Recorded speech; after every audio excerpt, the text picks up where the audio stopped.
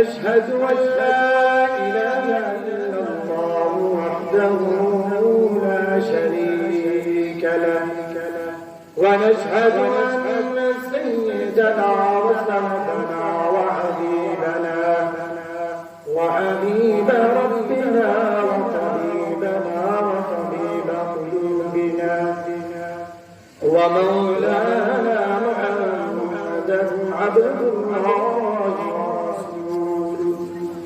الذي أرسله الله تعالى بالحق بشيرا ونذيرا وداعيا إلى الله بإذنه وسراجا وقمرا منيرا أما بعد فقد قال الله تبارك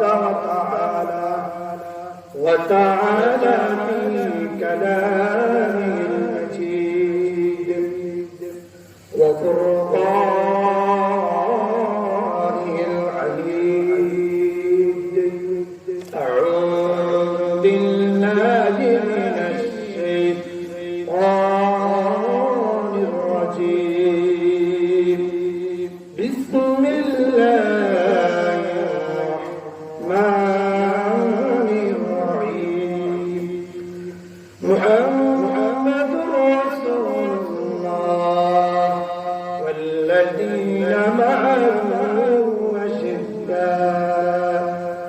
أشداء على الكفار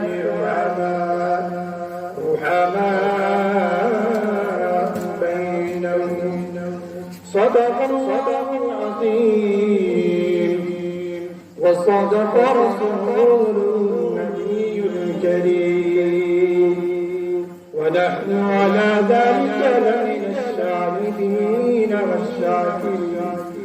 والذاكرين والحمد لله رب العالمين. وقال رسول الله صلى الله تعالى عليه وسلم عن جابر رضي الله تعالى عنه قال النبي صلى الله عليه وسلم قال من يفهم الرزق يكرم الخير. وقال تعالى في شان حبيبه إن الله وملائكته يصلون على النبي يا أيها الذين آمنوا صلوا عليه وسلموا تسليما.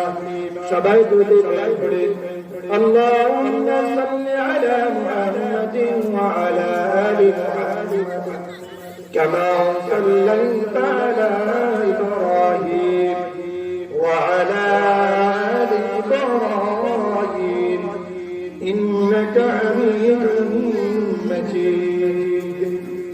رب زدني علما رب اشرح لي صدري ويسر لي أمري واحلل عقدة من لساني يفقهوا قولي. سبحانك لا علم لنا إلا ما علمتنا إنك أنت العليم الحكيم. الحمد لله আল্লাহ পাক রব্বুল আলামিনের দরবারে লাখ কোটি শুকরিয়া আদায় করছি যে মহান রব্বুল আলামিন আমাদের সবাইকে হাবিবপুর বাজার হাবিবিয়া ইসলামিয়া মাদ্রাসার 25তম বার্ষিক তাফসীরুল কুরআন মাহফিলে আমাদের সবাইকে আসার এবং বসার তৌফিক দিয়েছেন। এজন্য সবাই কালিমাতুল শুকরিয়া আদায় করি আলহামদুলিল্লাহ। আল্লাহ পাক রব্বুল আলামিনের দরবারে আমরা আরো বড় শুকরিয়া আদায় করি। আল্লাহ পাক রব্বুল আলামিন আমাদের সবাইকে যে বাছাইকৃত করে আমাদেরকে দামি মজলিসে আসার এবং বসার তৌফিক দিয়েছেন। এজন্য আমরা সবাই কালিমাতুল শুকরিয়া আদায় করি আলহামদুলিল্লাহ। আমি আজকে ওয়াজের খুতবার ভিতরে একটি আয়াত এবং একটি হাদিস পড়েছি। আজকে অল্প সময়ের ভিতরে আজকে যে বিষয়টি নিয়ে আলোচনা করব এই বিষয়টা হচ্ছে বিনয় ও নম্রতা। বিনয় কাকে বলে, এই নিয়ে কথা বলবো ইনশাআল্লাহ। আল্লাহ পাক রব্বুল আলামিন আমাকে কিছু কথা বলা এবং সবাইকে কিছু কথা শোনার তৌফিক দান করুন। আমিন। আল্লাহ পাক রব্বুল আলামিন কুরআন শরীফের ৪৮ নম্বর সূরা সূরা ফাতিহা ২৯ নম্বর আয়াতে আল্লাহ পাক রব্বুল আলামিন বলেন, বিসমিল্লাহির রহমানির রহিম, মুহাম্মাদুর রাসূলুল্লাহ ওয়াল্লাযীনা মা'আহু أشداء على الكفار رحماء بينهم আল্লাহ পাক রব্বুল আলামিন এর ভিতরে বলেন, মুহাম্মদুর রাসূলুল্লাহ সাল্লাল্লাহু আলাইহি ওয়াসাল্লামের সাথে যারা আছেন তাদের সাথে যতজন আছে, যত সাহাবায়ে কেরাম আছে, সবাই হচ্ছে আল্লাহ পাক রব্বুল আলামিনের খাস লোক।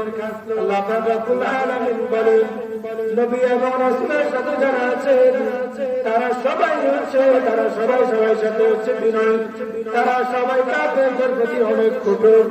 আল্লাহ পাক রব্বুল আলামিন বলেন যে মুহাম্মদুর রাসূলুল্লাহ সাল্লাল্লাহু আলাইহি ওয়াসাল্লামের সাথে যারা আছেন এবং তারা সবাই হচ্ছে কাফেরদের বিরুদ্ধে কঠোর এবং তারা সবাই নিজেদের মধ্যে বন্ধুত্ব পরমাশীল। সুবহানাল্লাহ। নবী করিম সাল্লাল্লাহু আলাইহি ওয়াসাল্লাম বলেন, আমাদের আল্লাহ তাআলা বলেন, قال رسول الله صلى الله تعالى عليه وسلم قال من يعلم الرزق يكرم الخير حضرت الله تعالى نتجب النطاق তিনি বলেন, নবী করিম সাল্লাল্লাহু আলাইহি ওয়াসাল্লাম বলেন, নবী করিম সাল্লাল্লাহু আলাইহি ওয়াসাল্লাম বলেন, আমার যে উম্মত নম্র থেকে বঞ্চিত, ওই উম্মত হচ্ছে কল্যাণ থেকে বঞ্চিত। কার কথা? নবী করিম সাল্লাল্লাহু আলাইহি ওয়াসাল্লাম বলেন, হে আমার উম্মতেরা, তোমরা বিনয় হও, বিনয়ের সাথে জিন্দেগি তোমরা জীবন যাপন করো।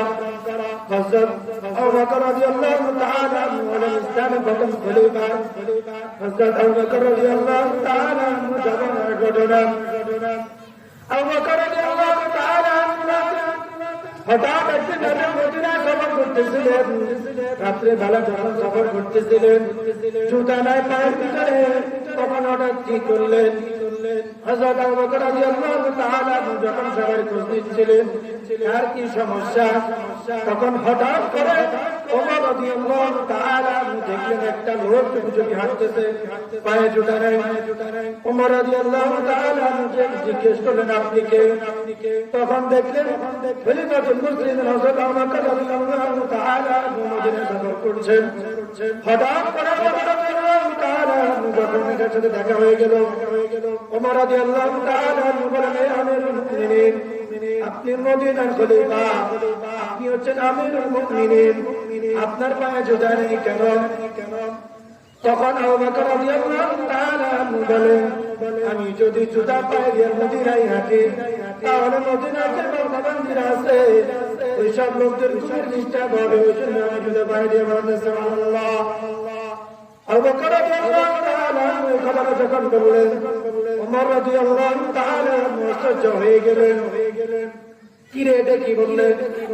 ওমর রাদিয়াল্লাহু তাআলা যখন বললেন, তখন আবু বকর রাদিয়াল্লাহু তাআলা বললেন, কাল কিয়ামতের মাঠে যদি এই মদিনাতে আমার লোকরা আছে, আমার বান্দা বান্দীরা, কাল কিয়ামতের মাঠে যদি আমার নামে নালিশ করে, মামলা দায়ের করে, যে ওমর রাদিয়াল্লাহু তাআলা মুখে বললেন, আবু বকর রাদিয়াল্লাহু তাআলা বলেন, যে মদিনাতে যখন আবু বকর রাদিয়াল্লাহু তাআলা খলিফা ছিলেন, তখন তিনার পায়ের আওয়াজের কারণে, পায়ের জুতার আওয়াজের কারণে, তিনার জুতার আওয়াজের কারণে আমরা মদিনাবাসী ঘুমাইতে পারি না।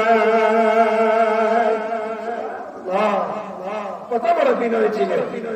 নবী করিম সাল্লাল্লাহু আলাইহি ওয়াসাল্লাম যখন রাস্তায় হাঁটাচলা করতেন তখন পা থেকে মাটি যেভাবে নিচের দিকে দেখে দেখে চলাফেরা করতেন, তখন নবী করিম সাল্লাল্লাহু আলাইহি ওয়াসাল্লাম ওইভাবে কি করতেন, চলাফেরা করতেন। নবী করিম সাল্লাল্লাহু আলাইহি ওয়াসাল্লাম বলেন, হে আমার